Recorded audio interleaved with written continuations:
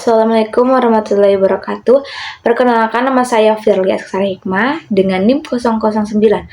Jadi di sini saya akan mempresentasikan perkembangan perpustakaan di Andalusia, Persia, Turki Utsmani, dan Mesir.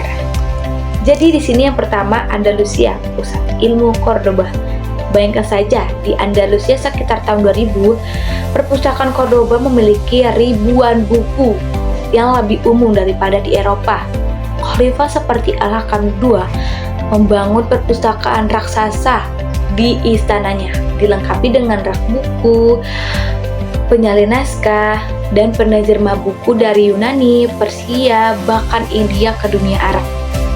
Ini bukan hanya sebuah buku, tetapi juga laboratorium tempat para siswa belajar tentang matematika, astronomi, dan kedokteran, semua aspek penting dalam Islam.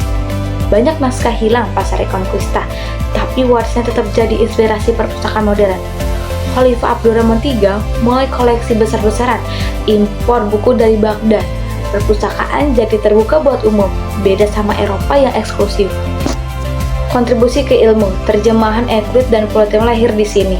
Lalu yang kedua, ada Persia, Baghdad dan Rai jadi andalan. Di Persia, perpustakaan meledak pas Abbasiyah, terutama Bait al-Hikmah di Baghdad yang kayak universitas raksasa abad ke-9. Khalif Harun al-Rasyid dan Al-Ma'mun banyak duit buat beli buku, undang sarjana, dan bangun observatorium sambil kumpulin naskah. Di Raya atau Nisapur, perpustakaan pribadi ulama kayak Al-Khwarizmi simpen ribuan volume soal aljabar dan geografi. Mereka punya sistem katalog ini biar gampang cari buku dan sering adain debat ilmiah. Bait al-Hikmah nerjemahin 100 lebih karya Aristoteles, bikin fondasi sains Islam. Perpustakaan rusak pas invasi Mongol 1258, tapi salinnya nyebar kemana-mana. Inovasi pencanilin dan rak bertingkat buat organisasi koleksi. Yang ketiga ada Turki Utsmani Sulaimani Megah. Perpustakaan Utsmani dibangun di Istanbul pada tahun 1557, memiliki lebih dari 100.000 naskah. Arsitektur indah yang menggemukkan masjid dan madrasah sebagai simbol kekuatan Sultan Sulaiman. Mereka mengumpulkan buku-buku dari Persia dan Andalusia, serta koleksi mereka sendiri tentang hukum Islam, sejarah, dan sastra.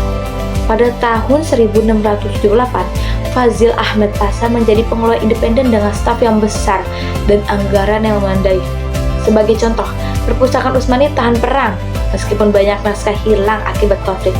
Sulaimaniye, ruang baca khusus wanita dan anak akses luas.